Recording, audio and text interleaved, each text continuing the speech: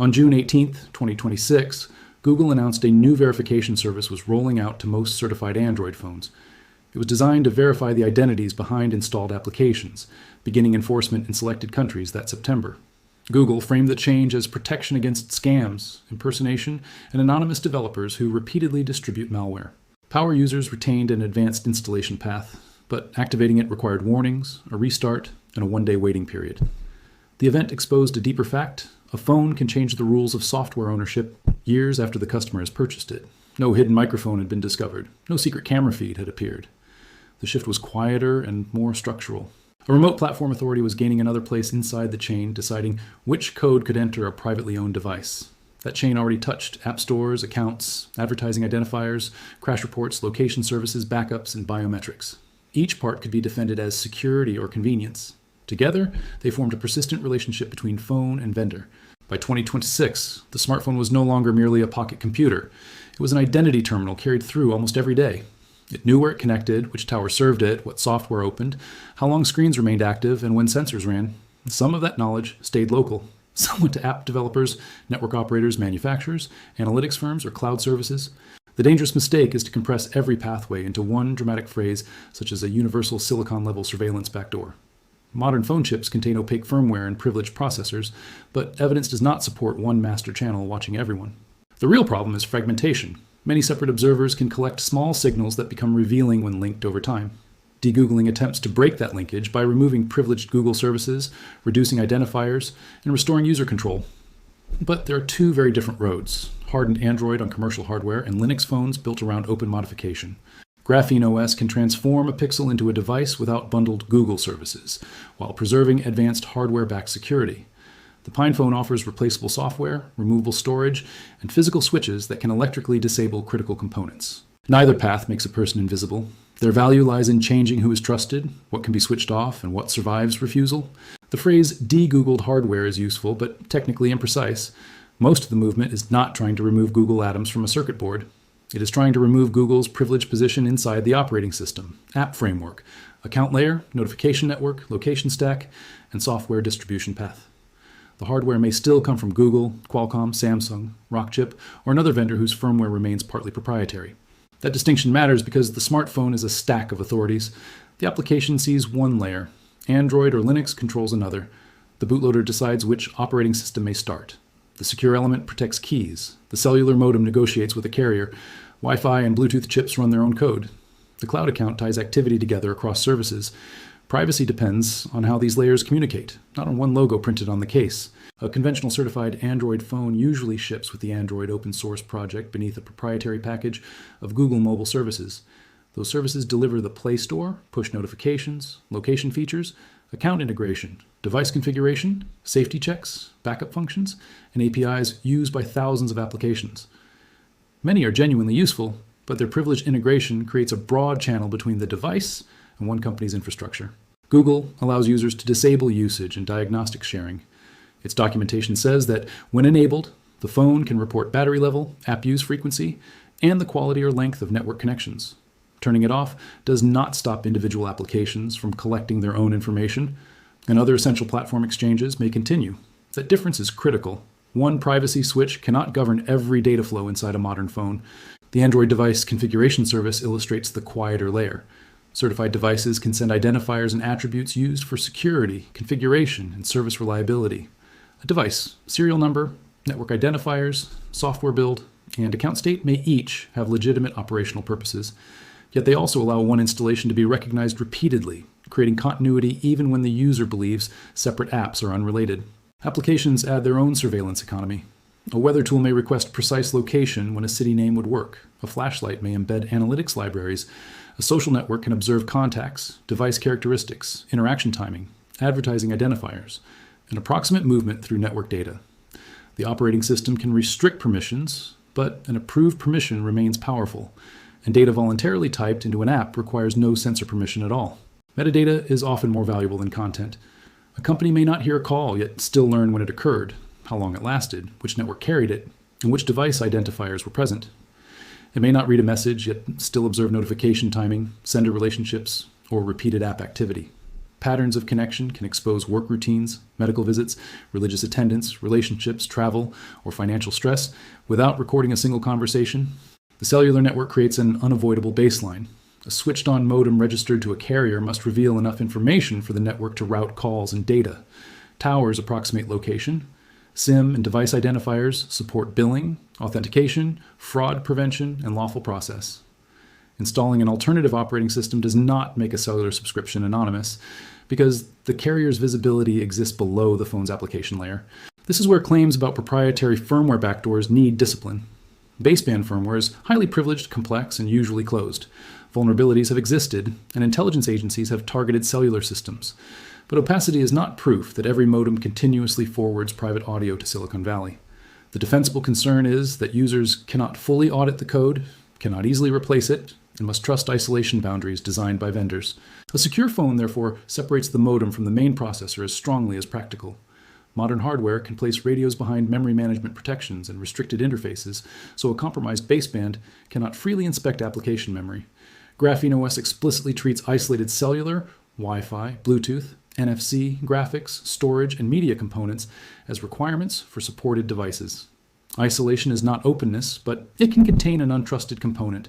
The PinePhone takes a visibly different approach. Under its removable rear cover sit 6 tiny hardware switches. They can disable the cellular modem and GNSS, Wi-Fi, and Bluetooth, the microphone, the rear camera, the front camera, and the headphone path. When the modem switch is off, software does not merely receive a polite instruction. The communication hardware is disabled at the board level. That physical certainty is rare. On an ordinary phone, tapping a software toggle asks the operating system and driver to honor the request. A hardware kill switch changes the electrical state beneath those layers. If the microphone circuit lacks power or connection, malware cannot reverse the decision through an API. The user gains a simple answer to a difficult question. Can this component operate right now? Yet the switches reveal their first compromise immediately. They are hidden beneath the back cover and require a small tool or careful fingernail. They are not elegant daily controls positioned on the side of the device. Turning off the modem also removes ordinary cellular availability. Disabling Wi-Fi and Bluetooth sacrifices accessories and local networking. Strong privacy often means losing the service supplied by the disabled hardware.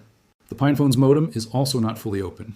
It uses a Quectel cellular module controlled through documented and undocumented commands, and community developers have produced a substantially freer alternative firmware. That progress is important, but the modem remains a complex communications computer with regulatory obligations and proprietary elements. Physical separation reduces trust. It does not magically publish every transistor's behavior. The rest of the PinePhone is unusually accessible by smartphone standards. It can boot operating systems from microSD storage, expose serial debugging, use familiar Linux bootloaders, and allow owners to replace software without begging a manufacturer for an unlock token.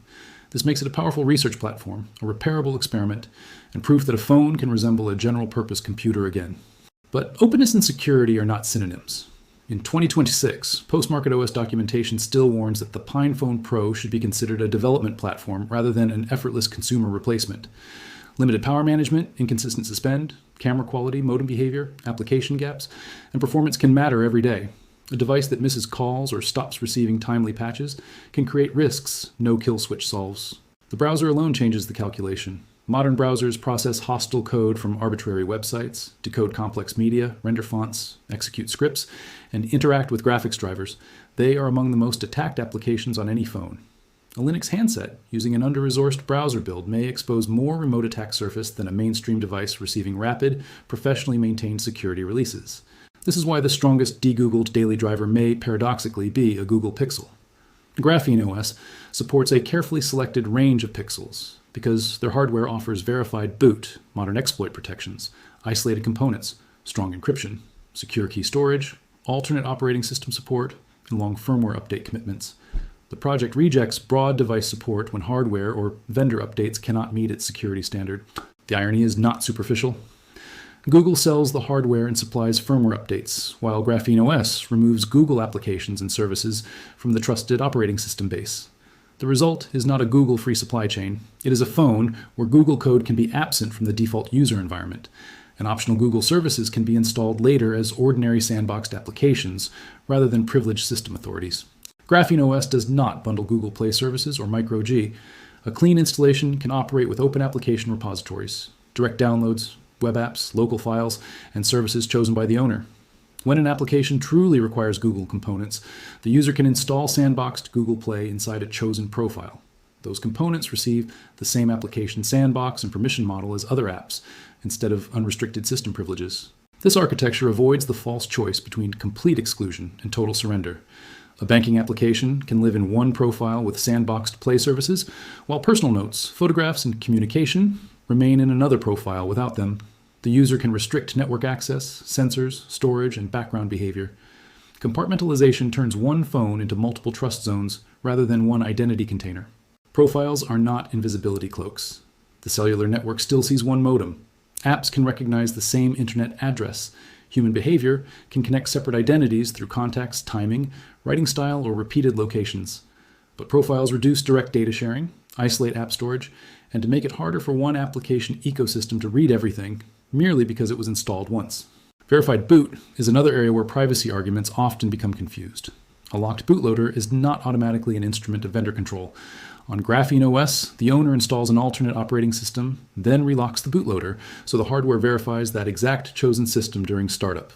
Unauthorized modification becomes detectable, while the owner can still unlock again and replace the operating system after accepting a data wipe. The crucial distinction is whether alternate keys are permitted. A device that verifies only the manufacturer's software can use security as a veto. A device that lets the owner install and verify another operating system uses the same mechanism to defend sovereignty. GrapheneOS depends on this capability because an unlocked bootloader would weaken data protection against physical tampering. Encryption also relies on modern hardware. The user's passcode helps protect file-based encryption keys, while secure hardware slows, guessing, and separates secrets from the normal operating system. A 4-digit PIN remains vulnerable to observation and coercion. A longer passphrase provides stronger protection, but takes longer to enter. Biometrics add convenience, not secrecy, because a face and fingerprints are exposed wherever a person goes. Degoogling does not require abandoning biometrics, but it changes their role. On a well-designed phone, the biometric template is processed locally and used to release a protected credential after a match. The website or app receives approval rather than a copy of the fingerprint. The privacy question becomes whether enrollment is optional, whether the user can fall back to a passphrase, and which services demand biometric confirmation. The 2026 Android developer verification rollout made that governance question visible. Google's advanced path for installing software from unverified developers includes enabling developer mode, confirming the user is not being coached by a scammer, restarting, waiting one day, and re-authenticating with a biometric or device PIN. It preserves sideloading but places new platform-controlled friction between owner and software. The security argument is serious. Criminals pressure victims into installing remote control or banking malware while staying on a live call. A delay can break that coercive loop. Verified developer identities can increase accountability. Yet the same mechanism demonstrates that certified Android devices can receive new installation rules through system services even years after purchase, while non-certified systems remain outside that governance structure. Play integrity extends the relationship from installation into application behavior. It can tell a service whether an app appears unmodified, whether the device meets integrity requirements, whether PlayProtect detected malware, whether other apps may be capturing the screen, and whether a device has been flagged for repeat abuse. These signals fight fraud, but they also let remote services decide that owner-modified systems are unacceptable. A bank may reasonably want protection against overlays and malware. A game developer may want to stop cheating. A media service may enforce licensing. But when integrity becomes a universal gate, software freedom can be treated as suspicious by default. A secure alternative operating system may protect the user better while failing a business rule designed around certification, store licensing, or an approved device state. De-Googled users encounter this conflict in ordinary life. Some banking, government, streaming, workplace, or ticketing apps refuse to run without Google services or a recognized integrity verdict. Others work with sandboxed Play. Some provide functional websites. The limiting factor is often not hardware capability, but institutional policy encoded into the app's authentication process. This means choosing a de-Googled phone begins with a dependency audit, not a purchase.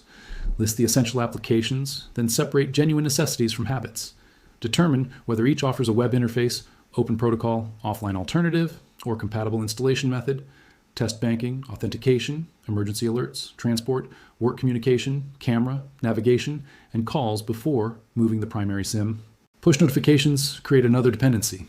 Many Android applications use Firebase cloud messaging because it preserves battery life by maintaining one efficient channel instead of allowing every app to hold its own connection. Remove Google services and some notifications become delayed or disappear. Alternatives can poll servers, use independent push frameworks, or keep persistent connections, but battery and reliability may suffer. A phone can therefore be de-Googled and still heavily monitored by Meta, Microsoft, TikTok, an advertising network, a mobile carrier, an employer, or the maker of a single installed keyboard. Removing one platform provider reduces concentration, not every observer. The disciplined objective is data minimization. Fewer accounts, fewer privileged services, fewer identifiers, fewer unnecessary permissions, and fewer companies receiving the same behavioral trail. Network permission is one of the strongest controls because an app that cannot communicate cannot upload telemetry. GrapheneOS adds a per-app network permission, but even this control requires understanding. Blocking a weather app's network makes it useless. Blocking an offline calculator is sensible. Denying direct access does not stop data from being shared through another app if the user intentionally exports it. Sensor permission deserves special attention because phones contain more than cameras and microphones. Accelerometers, gyroscopes, magnetometers, barometers, proximity sensors, ambient light sensors, and motion classifiers can reveal behavior. Some signals are essential for screen rotation or navigation, while combinations can assist fingerprinting. Software restrictions reduce access, but the PinePhone's physical switches provide stronger certainty for the components they actually disconnect. A kill switch is not automatically superior for every threat. It protects against a compromised operating system activating a disabled component, but it cannot stop an app from uploading context collected earlier. It cannot hide an internet address, prevent carrier location, patch a browser vulnerability, or secure an unencrypted message. Hardware control is one defense among several, not the only viable answer to surveillance. Likewise, an open source kernel is necessary for scrutiny but insufficient for security. The Linux kernel contains millions of lines of code and regularly receives vulnerability fixes. A source tree anyone can inspect may still be exploitable if the device ships old versions, delays patches, disables mitigations, or lacks maintainers. Auditability creates the possibility of trust. Update discipline turns that possibility into protection. The PinePhone excels when the threat model prioritizes own or modification, physical radio control, replaceability, and research access. It is valuable for developers, journalists conducting specific offline work, laboratories studying cellular behavior, and users willing to tolerate unfinished software. Its greatest contribution may be political. It proves that physical kill switches and user-replaceable operating systems are manufacturable choices. GrapheneOS excels when the threat model prioritizes remote exploit resistance, strong application sandboxing, rapid updates, verified boot, hardware-backed encryption, and compatibility with mainstream Android applications. It sacrifices hardware kill switches and depends on Pixel firmware, but it can function as a polished daily phone. Security comes from constraining opaque components, not pretending they do not exist. A discontinued phone may continue operating while silently accumulating unpatched vulnerabilities in the modem, bootloader, kernel drivers, graphics stack, and media codecs. Installing a current user interface does not repair closed firmware the manufacturer stopped updating. Before choosing any alternative system, the owner must examine the full security support window, not merely whether a download exists. The hardware purchase itself can lock the door. Carrier-sold models may ship with bootloaders that cannot be unlocked, even when identical retail hardware supports alternate systems. GrapheneOS warns buyers to avoid such devices or verify unlockability first. Ownership must be confirmed before money changes hands, because a contract phone can preserve the vendor's control at the boot boundary. Installation also carries risk. The correct images must come from official sources. The browser-based installer or command line tools must verify device state, and the bootloader should be relocked only after the intended system is installed. Following random video instructions can produce outdated builds, malicious downloads, or an unlocked device that looks private while remaining vulnerable to physical modification. After installation, privacy depends more on configuration than branding. Create a strong lock credential. Install only required applications. Disable unnecessary location history, analytics, backups, and account synchronization. Review permissions after updates. Use separate profiles for conflicting trust levels. Remove abandoned apps. Reboot regularly so temporary compromise has fewer opportunities to persist in memory. A useful audit begins with silence. Set up the phone without personal accounts, connect it to a controlled network, and observe outbound traffic during idle periods, app launches, location use, and updates. Note which services contact which domains, then repeat after installing each essential app. The objective is not to panic at every packet, but to understand what function causes each connection. The most revealing audit is often an account audit. One Google login can connect email, search, maps, video, documents, purchases, advertising settings, device backups, contacts, and authentication. Removing the account breaks that direct consolidation, but replacing it with one account at another provider simply transfers concentration.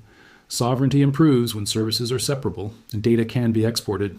Backups become harder when the cloud is refused. Local encrypted backups must be created deliberately, copied to another device, and tested.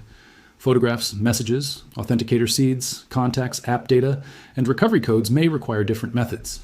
A privacy phone with no recoverable backup can turn theft or hardware failure into permanent loss, pushing the owner back toward the very cloud dependency they rejected. Communication apps should be judged by protocol and metadata, not by the presence of encryption slogans. End-to-end encryption can protect message content while the service still observes registration identifiers, contact relationships, connection timing, and device information. A phone number itself links activity to a carrier record. More private systems reduce metadata, but no application can erase what the network must know to deliver traffic. Microphone myths follow a similar pattern. Targeted spyware has activated microphones, and vulnerabilities deserve concern. But advertising systems usually do not need to stream continuous audio to predict behavior.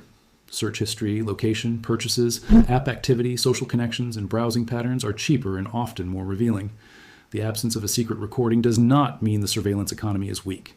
Biometric tracking in 2026 is also broader than face unlock. Applications and websites can infer identity through device at station, behavioral patterns, motion, typing cadence, account relationships, and repeated network environments. Face and fingerprint templates may remain protected locally while the surrounding ecosystem recognizes the device and user through other signals. Deleting biometrics does not delete identity correlation. This is why physical kill switches are emotionally powerful. They convert an invisible software promise into a visible mechanical state. Yet the broader fight is not simply about sensors. It is about whether a privately owned phone can function when the owner refuses a vendor account, rejects a cloud backup, installs independent software, and withholds data that is unnecessary for the requested service. No current phone passes every test perfectly. Pixels provide exceptional alternate OS security, but no physical radio switches. PinePhones provide hardware controls and open boot paths, but remain development-oriented. Other Android devices may offer excellent cameras and batteries, yet prevent relocking an alternate system or stop firmware support early. The market forces privacy buyers to choose which imperfection they can manage. That is the real rise of de-Googled hardware. It is not one victorious product replacing the mainstream smartphone. It is a growing global demand that hardware remain useful outside the account and telemetry system bundled with it. The movement judges a device not only by processor speed and camera quality, but by boot freedom, update lifespan, radio isolation, repairability, and software choice. Manufacturers could adopt these lessons without abandoning commercial services. A mainstream phone could place camera and microphone disconnects on its frame, permit alternate verified operating systems, publish longer firmware commitments, expose per-app network controls, allow local encrypted backups, and make cloud enrollment optional. Privacy does not require primitive hardware. It requires refusing unnecessary dependency. The buyer's final decision should therefore begin with a threat model. Someone escaping advertising profiling needs different controls from a dissident facing targeted spyware. A parent may prioritize reliable emergency services. A developer may need root-level experimentation. A journalist may carry a PinePhone for sensitive meetings and a hardened Pixel for everyday communication. One device does not have to solve every life. The most practical 2026 setup for many privacy-conscious users is not total isolation. It is a supported pixel-running GrapheneOS, a strong passphrase, carefully separated profiles, minimal applications, sandboxed Google Play only where required, encrypted local backups, and disciplined account use. The PinePhone remains the stronger symbol of physical sovereignty and the more demanding daily compromise. The important victory is the ability to say no without losing the entire machine. No to bundled cloud identity. No to unnecessary analytics. No to permanent sensor access. No to one app reading every file. No to a bootloader that recognizes only the manufacturer's operating system. Each refusal restores one piece of the phone from service terminal to personal computer. A de-Googled phone will still communicate with towers, websites, repositories, map providers, contacts, and chosen services. It can still be fingerprinted, compromised, seized, or misconfigured. Honest privacy begins by admitting those limits. The goal is not invisibility. It is to reduce involuntary observation and ensure that compromise in one layer does not automatically expose every other layer. In 2026, the most invasive feature of a smartphone is not one microphone, one chip, or one company. It is the concentration of identity, software authority, sensor access, communications, and recovery inside a stack the owner cannot meaningfully alter. De-Googled hardware breaks that concentration by replacing one absolute trust decision with several smaller, inspectable choices. The PinePhone switches show what certainty feels like. GrapheneOS shows what hardened software freedom can achieve on modern commercial silicon. Neither proves that open hardware alone will save privacy. Together, they prove something more important. The surveillance defaults of the smartphone industry are engineering decisions, and engineering decisions can be reversed. Your phone does not monitor you because every component is secretly conspiring. It monitors because modern services are designed to observe, remember, synchronize, verify, and monetize countless small events. The defense begins when those events stop flowing automatically, when hardware obeys visible boundaries, and when the final authority over the device returns to the hand carrying it.